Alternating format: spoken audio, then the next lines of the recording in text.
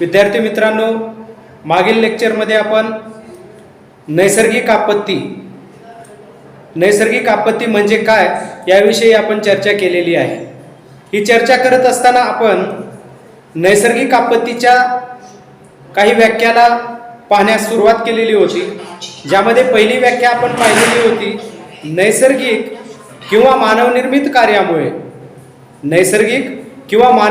कार्यामुळे पर्यावरणामध्ये जो काही अनाकलनीय बदल घडतो आणि त्याचा विनाशकारी परिणाम मानवावर होतो, याला नैसर्गिक आपत्ती हा शब्दप्रयोग आपण केलेला होता। म्हणजे थोडक्यात मानवावर निसर्गाने अचानकपणे घडवून आणलेला बदल आणि या बदलाचा मानवी जीवनावर म्हणजेच सजीवावर होणारा विघातक परिणाम, याला आपण नैसर्गिक आपत्ती हा शब्दप्रयोग वापरलेला आहे। नैसर्गिक आपत्तीच्या व्याख्या पाहिल्यानंतर त्याच्या पुढे आपल्याला जी काही नैसर्गिक आपत्ती आहे या नैसर्गिक आपत्तींचं विविध तज्ञांनी केलेलं वर्गीकरण अभ्यासायचं आहे। प्रामुख्याने आपण जर पाहिलं, पर्यावरणीय आपत्तीचे नैसर्गिक आपत्ती, मानवनिर्मित आपत्ती आणि जैविक आपत्ती असे 3 प्रकार पडतात। या तिन्ही घटना किंवा हे तिन्ही प्रकार जर आपण पाहिलं तर मानवासाठी, सजीवासाठी घातक स्वरूपाचेच असलेले दिसून येतात। मानवनिर्मित आपत्ती या मानवाने घडवलेल्या आहेत किंवा मानवाद्वारे या कधी अनाकलनीय स्वरूपामध्ये घडतात, तर कधी हेतुपुरस्कर स्वरूपामध्ये या घटना घडताना आपल्याला दिसून येतात। मग या पर्यावरणीय आपत्तीचं प्रामुख्याने 3 भागामध्ये वर्गीकरण केलेलं आहे, ते आज आपण अभ्यासणार आहोत। त्यामधील पहिला प्रकार आहे नैसर्गिक आपत्ती। पर्यावरणीय आपत्तीच्या वर्गीकरणामधील पहिला प्रकार आपण पाहणार आहोत नैसर्गिक आपत्ती। या नैसर्गिक आपत्तीचे परत 2 गटामध्ये विभाजन केलेले आहे। त्यामधील पहिला गट आहे भूशास्त्रीय आपत्ती आणि दुसरा गट आहे वातावरणीय आपत्ती। नैसर्गिक आपत्तीमधील भूशास्त्रीय आपत्तीचं जर विश्लेषण करायचं झालं, भू अंतर्गत भागामध्ये असलेल्या शक्तीमधून किंवा ऊर्जेतून भूपृष्ठावर ज्या काही आपत्ती घडून येतात किंवा आपल्याला दिसतात, त्या आपत्तींना भूशास्त्रीय आपत्ती हा शब्दप्रयोग केलेला दिसून येतो। या भूशास्त्रीय आपत्तीमध्ये जर आपल्याला पाहायचं झालं तर प्रामुख्याने पहिली आपत्ती येते भूकंप। भूकंपाविषयी जर बोलायचं झालं तर भूकंपाच्या विविध तज्ञांचा सारांश जर पाहिला तर आपल्याला लक्षात येतं भूकवच हादरणे किंवा भूकवचाला हादरे बसणे, यालाच भूकंप हा शब्दप्रयोग केलेला आहे। मग भूकवच का हेलावतो, तर त्याचं महत्त्वपूर्ण कारण आपल्याला सांगता येतं भूपृष्ठाच्या अंतर्गत भागामध्ये घडत असलेल्या घडामोडी, ज्वालामुखीसारखी प्रक्रिया असेल किंवा पृथ्वीच्या अंतर्गत भागामध्ये असलेले जे काही पदार्थ आहेत, या पदार्थाचं होणारं उष्णतेचं उत्सर्जन असेल किंवा या पदार्थाच्या आकारामध्ये होत जाणारा बदल असेल, या बदलामधून ऊर्जा निर्माण होते आणि खडकाच्या संरचनेमध्ये बदल घडतो आणि या बदलामधून आपल्याला भूकंपासारखी घटना घडलेली दिसून येते। पृथ्वीच्या अंतर्गत भागातून ज्याप्रमाणे भूकंप घडण्यासाठी शक्ती कार्यरत असते, तशीच बहिर्गत भागातून सुद्धा भूकंप घडवून आणण्यासाठी काही शक्ती कार्यरत असतात। उदाहरण जर द्यायचं झालं तर मानवी कार्याद्वारे निर्माण झालेल्या भूकंप हे सुद्धा आपल्याला सांगता येतात। मानवाने आपल्या उन्नतीसाठी, प्रगतीसाठी विविध बांधांची निर्मिती केली, रेल्वे ट्रॅकची निर्मिती केली, संरक्षणासाठी अणुबॉम्बसारख्या घटकांची किंवा अणुबॉम्बसारख्या शस्त्राची निर्मिती केली। ही चाचणी करत असताना ही चाचणी वाळवंटी प्रदेश असेल किंवा सागराचा भाग असेल, अशा भागामध्ये चाचणी केली आणि या चाचणीचा परिणाम म्हणून त्या ठिकाणी काही अंशी आपल्याला भूकंपाचे धक्के बसलेले दिसून येतात। मानवीय कारकाद्वारे भूकंपाची तीव्रता कमी असलेली जाणवते, परंतु काही ना काही अंशी भूकंप हा निश्चितच मानवीय कारकाद्वारे सुद्धा होतो। म्हणून पहिली आपल्याला भूशास्त्रीय आपत्ती जर पाहायची झाली तर ती सांगता येते भूकंप, जी प्रचंड प्रमाणामध्ये विनाशकारी असलेली दिसून येते। त्याचे उदाहरण जर घ्यायचे झाले तर 30 सप्टेंबर 1993 ला किल्लारी लातूरचा भूकंप असेल, 15 ऑगस्ट 1950चा आसाम राज्यातील भूकंप असेल, हे त्याचे उदाहरणं आपल्याला सांगता येतील। दुसरी भूशास्त्रीय आपत्ती आपल्याला घेता येईल ज्वालामुखी। ज्वालामुखीच्या बाबतीत जर बोलायचं झालं, पृथ्वीच्या अंतर्गत भागामध्ये असलेला शिलारस भूपृष्ठावर येण्याची प्रक्रिया, या प्रक्रियेलाच आपण ज्वालामुखी हा शब्दप्रयोग वापरतो. मग हा जो काही ज्वालामुखी आहे, बाहेर येण्याची प्रक्रिया एका नळीच्या स्वरूपामधून होते किंवा भूपृष्ठाला लांब स्वरूपामध्ये भेग पडल्यानंतर या भेगेच्या माध्यमातून ज्वालामुखी शिलारस बाहेर पडत असतो. मग ही जी काही ज्वालामुखीची प्रक्रिया आहे, ही ज्वालामुखीची प्रक्रिया मुख्यतः काही भागामध्येच केंद्रित झालेली दिसून येते. उदाहरण जर द्यायचं झालं, जपान असेल, इंडोनेशिया असेल किंवा ज्या ठिकाणी भूमीचा आणि सागराचा भाग एकत्र येतो अशा प्रदेशामध्ये प्रामुख्याने आपल्याला ज्वालामुखी ही आपत्ती असलेली दिसून येते. ज्वालामुखी ही आपत्ती सुद्धा पृथ्वीच्या अंतर्गत भागामध्ये घडत असलेल्या घडामोडीचाच परिणाम असते, म्हणून आपल्याला सांगता येतं की ही सुद्धा एक भूशास्त्रीय महत्त्वपूर्ण आपत्ती आहे. तिसरी आपत्ती आपल्याला घेता येते भूविवर्तन. भूविवर्तन म्हणण्याचा अर्थ की आपल्याला माहीतच आहे की पृथ्वीचं कवच हे एकसंध नाही, ते वेगवेगळ्या प्लेटमध्ये विभागलेलं आहे. प्रामुख्याने खंड आणि महासागराच्या बाबतीत जर बोलायचं झालं, 7 खंड आहेत आणि 5 महासागर असलेले आपल्याला दिसून येतात. आता या खंडाची निर्मिती जर आपण पाहिली, सुरुवातीला वेगनर यांनी जो काही सिद्धांत मांडला, या सिद्धांतामध्ये त्यांनी सांगितलेलं आहे की एकच खंड होता ज्याचं नाव पॅन्जिया सांगितलेलं होतं आणि एकाच खंडाच्या भोवताली एकच महासागर होता ज्याचं नाव सांगितलेलं होतं पॅन्थालॉसा. म्हणजे कार्बोनिफेरस युगामध्ये वेगनर यांनी एकाच खंडाचा आणि एकाच महासागराचा उल्लेख केला, पण आजच्या काळामध्ये किंवा आजच्या परिस्थितीला जर आपण पाहिलं, 7 खंड आणि 5 महासागर आहेत. मग हे स्वरूप का बदललं, तर याचं स्वरूप किंवा रूप बदलण्यामध्ये महत्त्वपूर्ण भूमिका आहे भूविवर्तन.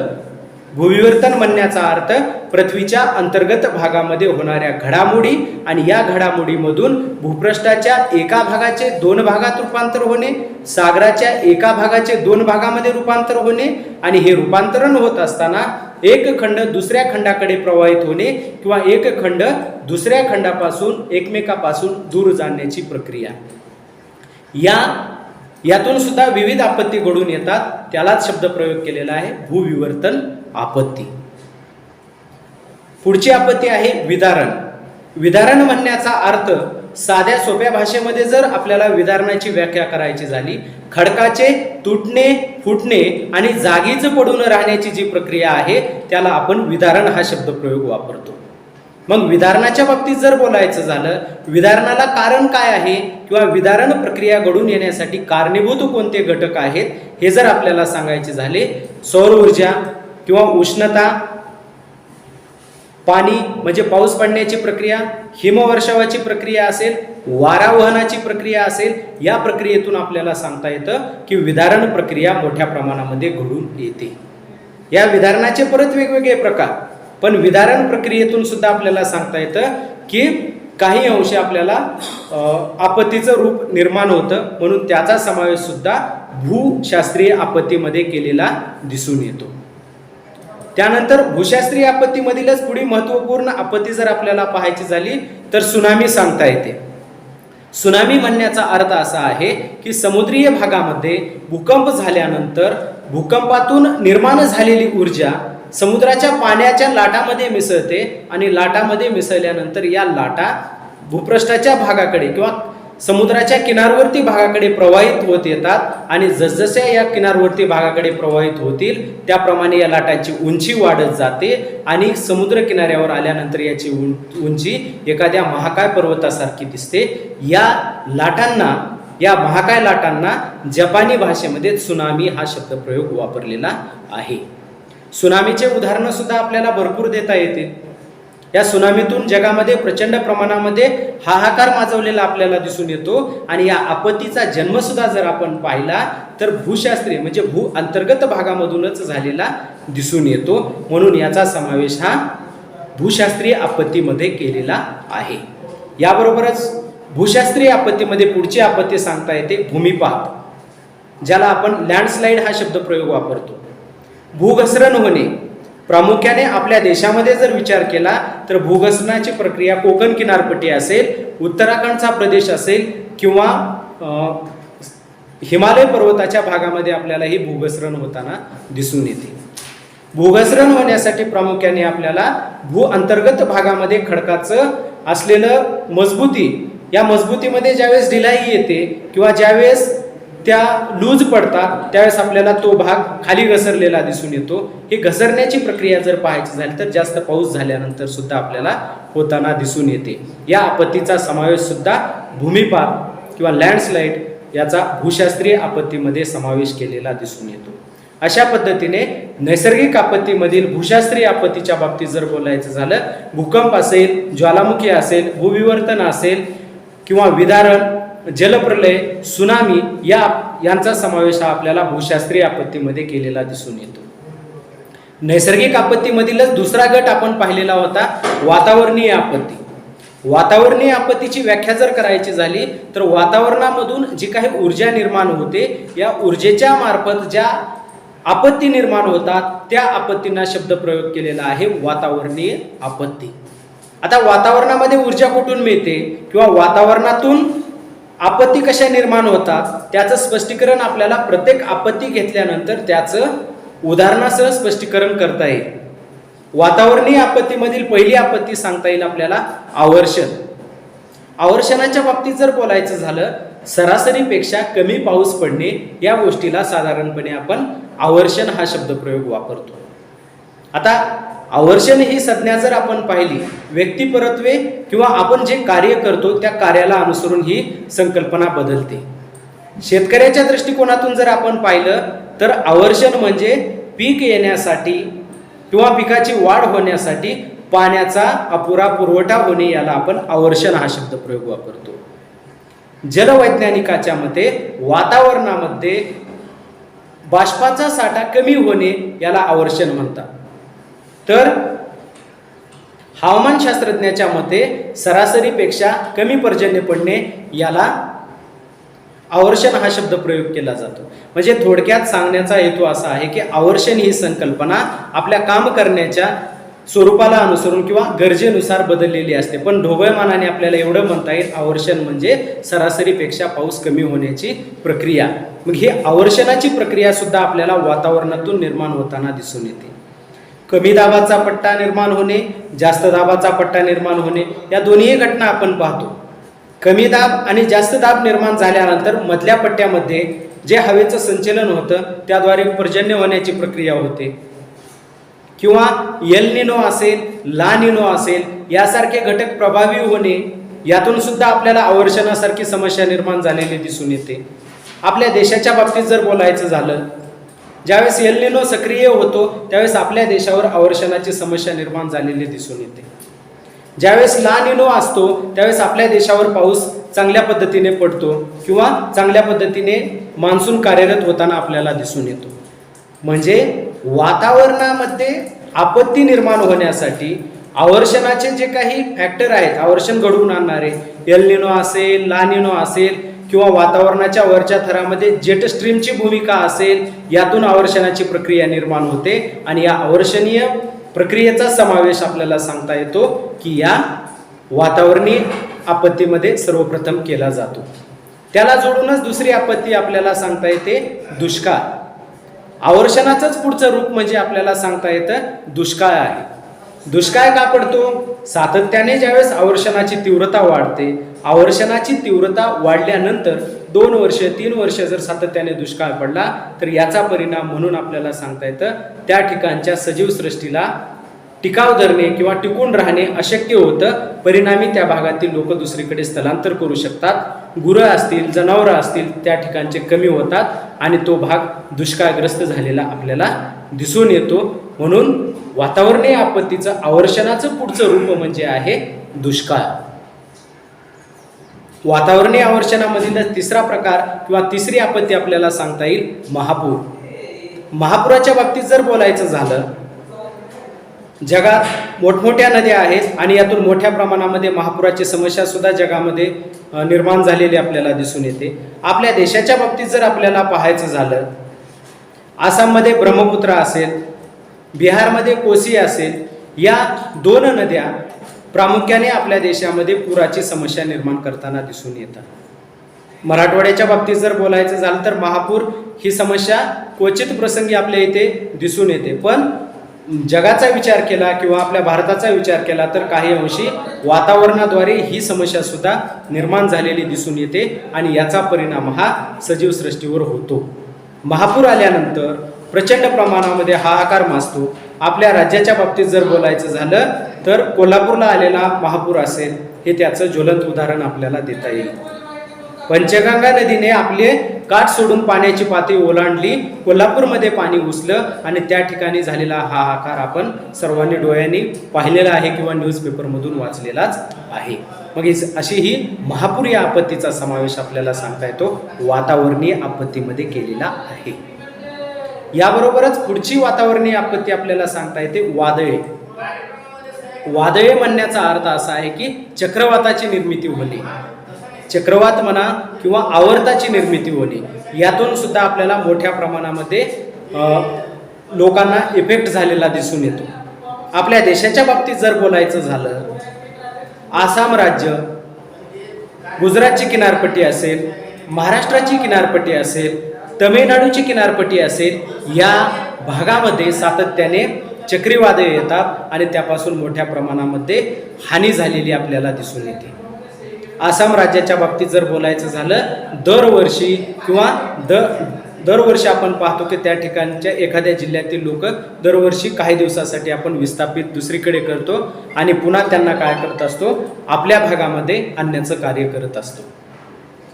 म्हणजे ही वादळाची निर्मिती समुद्रकिनाऱ्यावर जास्त प्रमाणामध्ये तीव्रता असते, परंतु समुद्रकिनाऱ्यापासून जसजसं भूपृष्ठाच्या अंतर्गत भागाकडे येऊ त्याची तीव्रता ही कमी होते. याचं कारणच हे आहे की जसजसं भू अंतर्गत भागामध्ये येऊ सागरातून मिळणारी ऊर्जा वादळाला कमी होते आणि त्याची शक्ती ही क्षीण होत जाते. परिणामी आपल्याला सांगता येतं की त्या ठिकाणी वादळाची तीव्रता कमी होते. म्हणूनच मराठवाड्यासारखा भाग असेल किंवा विदर्भासारखा भाग असेल, या भागामध्ये आपल्याला सांगता येतं की वादळांचं प्रमाण किनारवर्ती भागाच्या तुलनेमध्ये कमी असलेलं दिसून येतं. पुढची आपत्ती आपल्याला सांगता येते गारपीट, वातावरणीय आपत्ती. पुढची आहे गारपीट. गारपीट म्हणण्याचा अर्थ ज्यावेळेस पाऊस पडत असतो किंवा जलबिंदू भूपृष्ठाकडे प्रवाहित होत असतात तेव्हा भूपृष्ठाच्या खालच्या भागामध्ये गोलाकार स्वरूपाचं एक वादळ किंवा एक हवेचा झोत निर्माण होतो आणि हा झोत या जलबिंदूला वापस वरच्या वातावरणाच्या भागामध्ये फेकतो. वातावरणाच्या वरच्या भागामध्ये फेकल्यानंतर त्या ठिकाणचं टेम्परेचर कमी असतं आणि त्या टेम्परेचरमध्ये पाण्याचं रूपांतर हे हिमकणामध्ये होतं आणि अनेक हिमकण एकत्र येऊन त्या ठिकाणी आपल्याला गार, ज्याला आपण गारा हा शब्द प्रयोग वापरतो, गाराची निर्मिती होते. पुन्हा ज्यावेळेस वातावरणामध्ये या प्रवाहामध्ये या गाराचं ओझं सहन करण्याची किंवा वहनाची शक्ती राहत नाही, त्यावेळेस या गारा भूपृष्ठाकडे येऊ लागतात आणि त्यातून आपल्याला सांगता येतं गारपीट होण्याची प्रक्रिया घडून येते. या गारपिटीचा दुष्परिणाम आपल्याला ज्ञातच आहे. सफरचंदाच्या बागेवर त्याचा परिणाम होतो किंवा डाळिंबासारख्या बागेवर सुद्धा त्याचा परिणाम होतो. द्राक्षासारख्या पिकावर दरवर्षी आपण पाहतो की मार्च एप्रिल महिन्यामध्ये गारपीट झाल्यानंतर द्राक्षासारख्या पिकावर त्याचा मोठ्या प्रमाणामध्ये दुष्परिणाम होतो आणि त्याचा परिणाम म्हणून आपल्याला त्या बागांचं मोठ्या प्रमाणामध्ये नुकसान झालेलं दिसून येतं. म्हणून या गारपिटीचा समावेश हा प्रामुख्याने आपल्याला वातावरणामधून निर्माण झालेल्या आपत्तीमध्ये केलेला दिसून येतो. वातावरणीय आपत्तीमधील आपल्याला आणखी एक शेवटची आपत्ती सांगता येईल, जिचं नाव आहे उष्ण व शीत लाटा. या लाटांच्या बाबतीत जर बोलायचं झालं, उष्ण लाटा या उन्हाळ्या ऋतूमध्ये आपल्याला निर्माण झालेल्या दिसून येतात आणि शीत लाटाच्या बाबतीत जर बोलायचं झालं तर हिवाळ्या ऋतूमध्ये आपल्याला या शीत लाटा प्रचंड प्रमाणामध्ये निर्माण झालेल्या दिसून येतात. उष्ण लाटा उन्हाळ्यामध्ये सध्याच्या परिस्थितीमध्ये जर आपण पाहिलं तर उष्णतेची लाट येत आहे, अशा पद्धतीच्या बातम्या आपण न्यूजपेपरवर वाचतो किंवा टी व्हीवर सुद्धा आपण IMDद्वारे दिलेले जे रिपोर्ट आहेत हे सातत्याने सांगतात की मोठ्या प्रमाणामध्ये उष्णतेची लाट येणार आहे. घराच्या बाहेर शक्यतो जाणे टाळा किंवा कोणते पेय घ्यावे याविषयी मार्गदर्शन केलं जाते. याचं कारणच हे असतं, वातावरणामध्ये उष्णतेची लाट येते आणि या लाटेचा परिणाम म्हणून व्यक्ती दगावण्याची सुद्धा शक्यता असते. म्हणून ही उष्णतेची लाट येणे ही सुद्धा एक काय आहे, आपल्याला सांगता येते वातावरणीय आपत्तीच आहे. शीतलाटेच्या बाबतीत सुद्धा आपल्याला सांगता येतं शीतलाट आपल्याला जास्त प्रभावित करत नाही, परंतु आपण शीतकटिबंधामध्ये जर गेलो किंवा हिवाळा ऋतूमध्ये सुद्धा जर आपण पाहिलं तर आपल्या भागामध्ये काही अंशी शीतलाट सुद्धा निर्माण झालेली दिसून येते, ज्याचा परिणाम म्हणून आपल्या भागामध्ये टेम्परेचर हे खूप कमी झालेलं दिसतं. आपल्या भागाच्या बाबतीत जर बोलायचं झालं तर एक 5-6 अंश सेल्सिअसच्या खाली टेम्परेचर आपल्या भागामध्ये कधीही जात नाही. तरीही आपल्याला थंडी किंवा उष्णता खूप कमी झाल्याचं जाणवतं, परंतु ज्या भागामध्ये 0च्या खाली टेम्परेचर जातं, काही भागामध्ये जर आपण ध्रुवीय प्रदेशामध्ये जर पाहिलं तर -40 -30 एवढं प्रचंड कमी प्रमाणामध्ये तापमान असतं. अशा भागामध्ये सुद्धा आपल्याला सांगतं शीतलाटा येतात आणि या शीतलाटेमध्ये सुद्धा बरेच लोक मृत्युमुखी पडतात. बालके असतील किंवा वृद्ध लोक यामध्ये आपल्याला बळी पडलेले दिसून येतात. म्हणून शीतलाट आणि उष्णलाट या दोन्ही लाटा आपण वातावरणीय आपत्तीमध्ये प्रामुख्याने समाविष्ट केलेल्या दिसून येतात. अशा पद्धतीने पर्यावरणीय आपत्तीचे वर्गीकरण पाहत असताना आपल्याला सांगता येतं त्यातील पहिली महत्त्वपूर्ण आपत्ती नैसर्गिक आपत्ती, आणि या नैसर्गिक आपत्तीचं परत 2 गटामध्ये वर्गीकरण केलेलं आहे. भूशास्त्रीय आपत्ती आणि वातावरणातून निर्माण होणारी दुसरी वातावरणीय आपत्ती या दोन्हीचंही आपण सखोलपणामध्ये विश्लेषण केलेलं आहे. राहिलेली आपली पुढची आपत्ती जैविक आपत्ती आणि मानवी आपत्ती याचा अभ्यास आपण पुढच्या लेक्चरमध्ये करूयात. धन्यवाद.